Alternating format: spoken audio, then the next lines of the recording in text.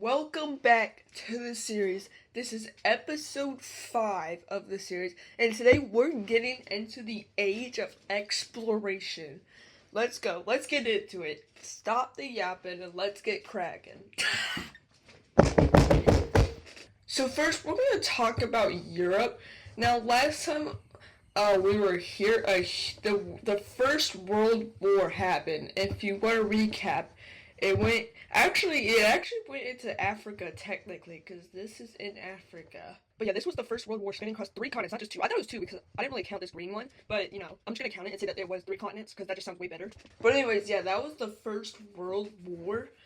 And now every country in this region has a rivalry with someone, at least someone else in the area.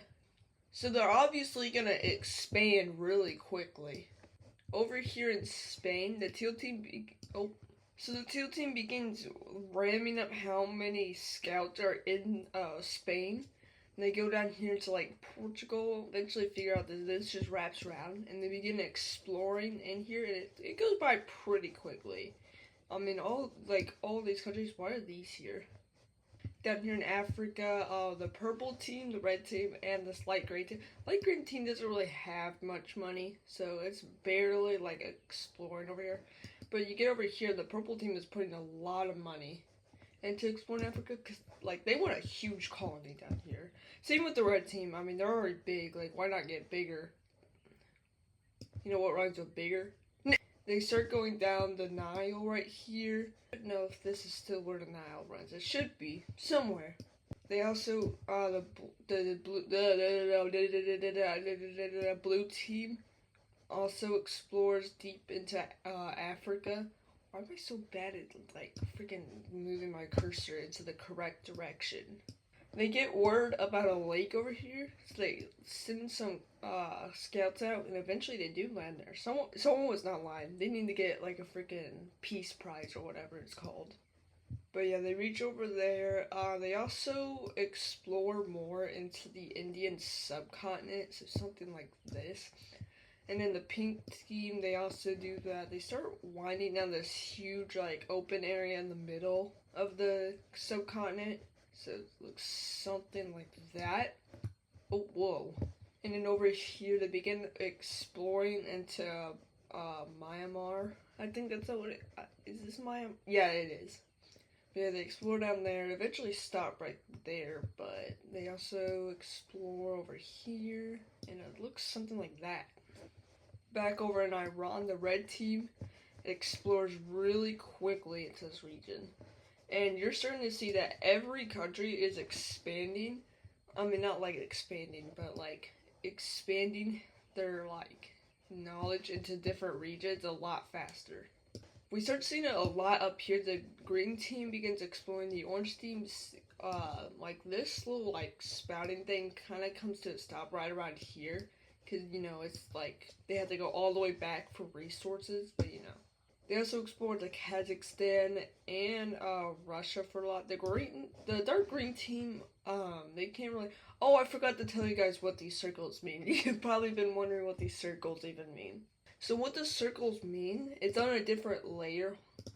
It's gonna show what type of government is installed in your country. So if you're this dark red, you're an aristocrat. So there's 1, 2, 3, 4 of them. And then these lighter ones are the ones that are flawed. So basically it could flip over to another one. So you have 1, 2, 3 of those. The dark blue means democratic, and then as you can tell, the lighter one means flawed democratic, with the monarchs over here, and then the flawed monarchs up here, and then obviously down the yellow team. I mean, the yellow team basically could collapse any second, so it makes sense that they're flawed. We also have a dictatorship over in this gray team over here. But yeah, now also this one is a communism. Because basically, if you've been watching episodes, this is a variant of a communist country. Well, I mean, I'll never tell you that it's communist, but it sounds something straight out of it. But anyways, let's get back over in Russia.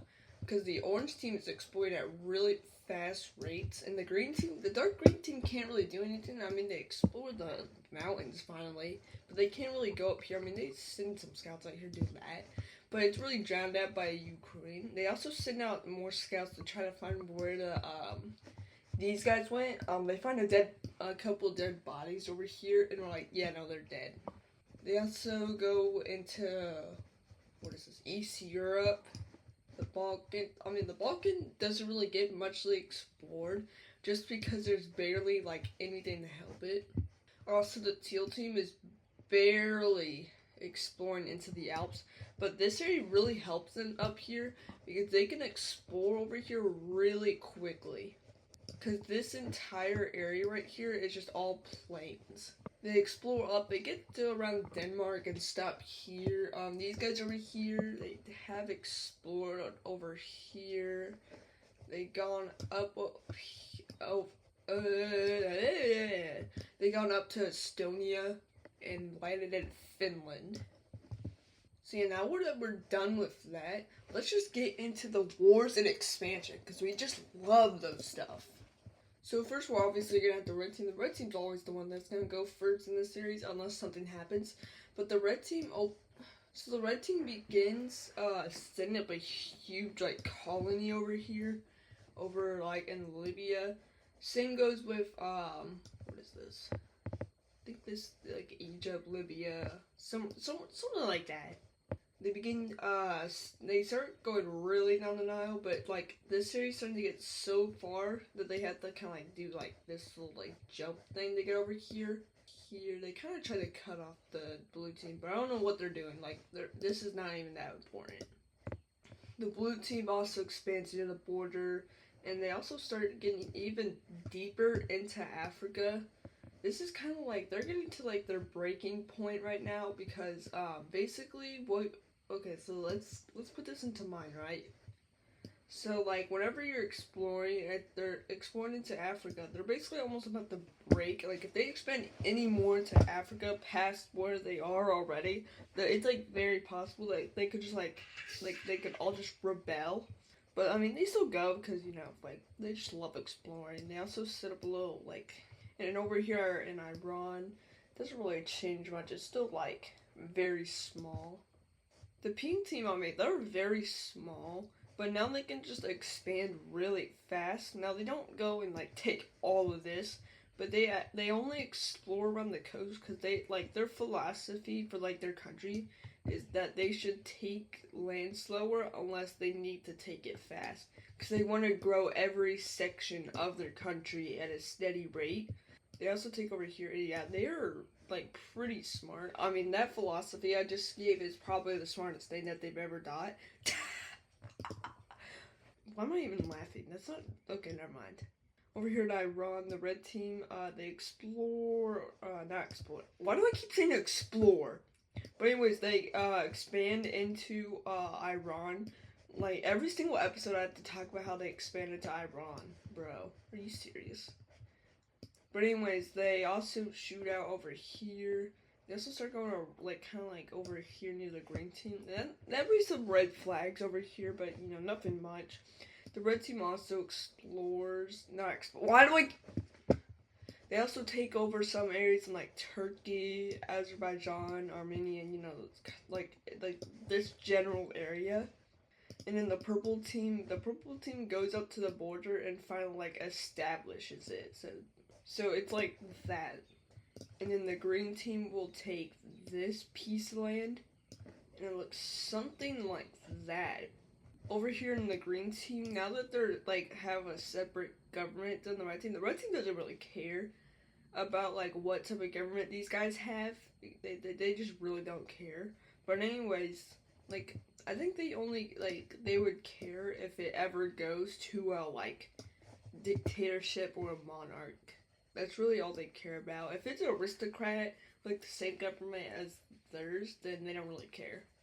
But anyways, the green team, using all this, like, found space, they finally started expanding, because they haven't expanded in a long while. I think the last time they expanded was, like, episode, maybe, like, 2 or 3, I'm not sure.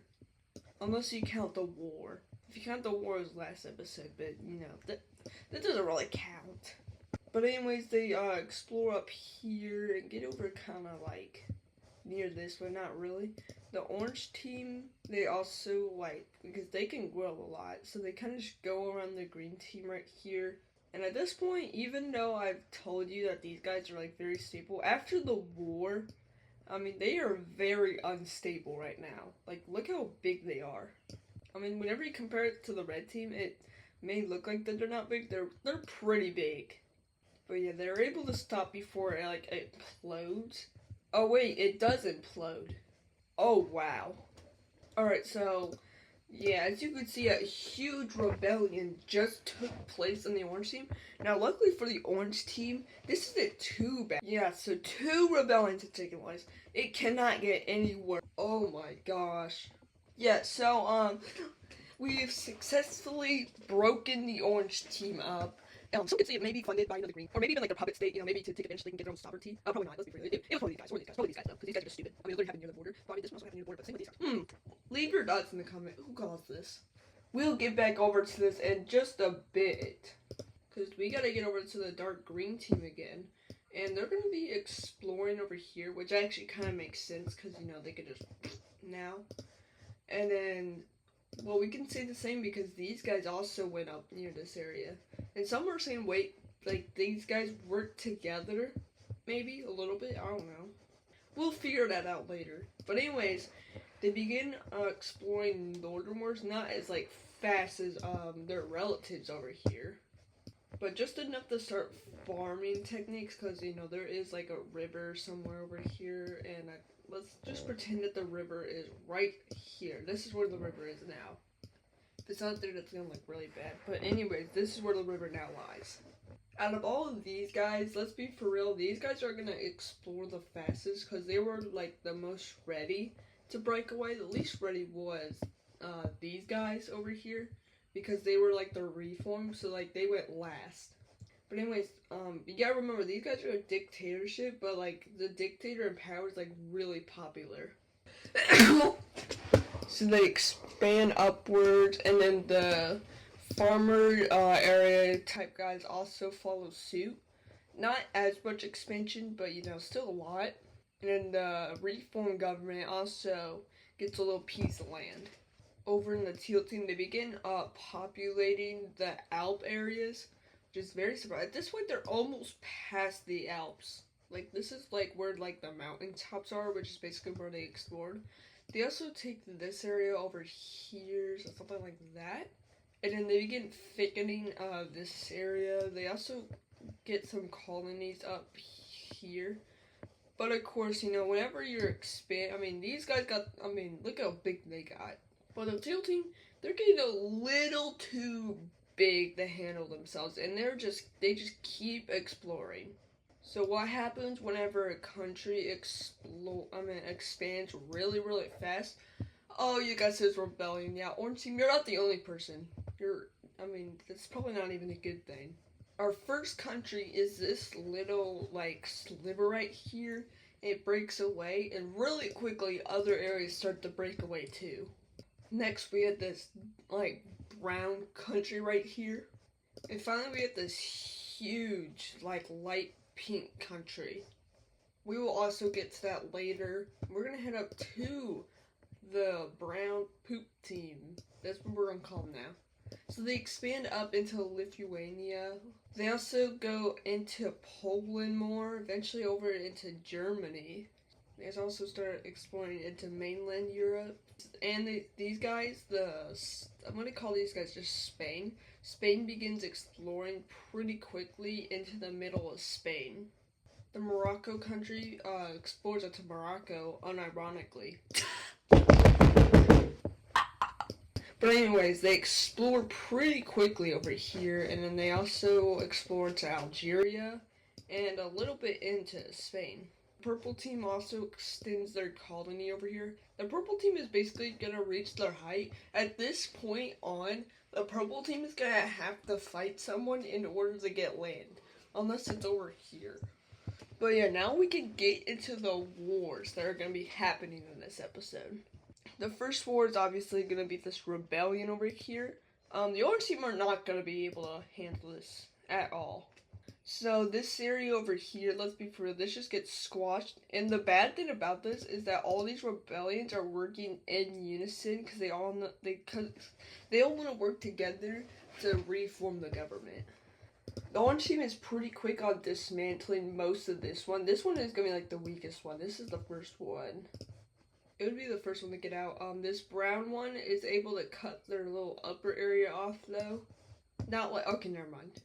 They eventually cut off these guys, and they basically just split this in half. And basically what we see now is it kind of stalemate, but this huge encirclement, it basically causes like a freaking hostage situation. So it's like the Iran hostage crisis, where like instead of like the leader can't get these guys back despite trying to tell them, and eventually the war does end. So yeah, let's just see the borders.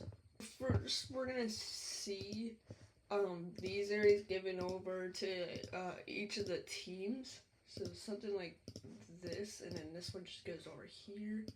And whenever they go here, these guys also join, which confirms the belief that this guy did actually help the rebellions. But these guys were just invited. I don't know. These guys just got a piece of land. I don't know why they got that piece of land. They just like showed up and they're like, okay, here's some land. Okay, just now leave. And at this point, these guys are like, you know what? We're just gonna split away from these guys. This is an embarrassment. This is embarrassing. So now they become this dark orange color. It's still the same government, but you know, it's just like dark orange because you know it's split away from this guy. We also see a war happen over here because the Cyan team they just want some of their land back, so they just start a war with everybody. Now at first it starts to look really good, especially over here. I mean, these guys are obviously just gonna fall. Like you could probably predict this. If this was probably on your 2025 bingo card. Yeah, they take the capital. They also take the capital of these guys, but it doesn't look the same over here. The green team decides, you know what, we're just gonna take over these guys. And they take the capital, and eventually these guys just, you know, like they just capitulate over. But we're just gonna keep it like that. This is technically their land now. They also begin entering the Cyan team, and then they go down here, and they basically liberate this country because they send troops down to help them. They get back their capital. They also expand past their capital. Up here, the Cyan team is doing really good. Eventually, the war ends somewhere around here. So yeah, let's just see the peace treaty for this war. This was a pretty quick war. That's when last second the teal team runs in and right there again. This is like the 15th time they just violated another contract like this. So basically, this was like the final straw for these guys. That's why they broke away. But this happened before that. So yeah, this over here gets over. And eventually, yeah, this is, okay. So yeah, let's just see the peace treaty after this. So this is the border after the war. As you can see, the reform government basically got chopped in half. I mean, these guys also did. The winners of this war was the dark purple team, the teal team. The teal team didn't gain too much land, but it's kind of there, you know. But yeah, now that this has happened canonically, we also got to talk about this. So the teal team, they begin sending troops over here, but they start realizing that these guys were like way more prepared than they thought, because they only sent like basically like police and like low grade military over here, and these guys actually had high military equipment. Wonder who that came from. Probably not these guys, or these guys, or these guys. The teal team's kind of mad, but you know they can't really do nothing about it, because boom, that just happened. Oh my goodness. And oh my goodness, this is happening. Yeah, so the teal team is getting jumped once again. Holy. Like, they're getting the jumping of a lifetime right now. Oh, and that's when the yellow team also jumps right onto this war. These guys eventually start going over into France and begin getting really close to the Italy area. The teal team is able to fight back near the yellow team. But that's when these guys jump in. The Cyan team jumps on them. Like, once again, holy. And then the light orange team also does so and cuts them off right over here. Eventually this is just like split down the middle. But Moreland obviously goes to the cyan team because, you know, they were the original. It kind of looks like a World War II where every one of them are going to the capital.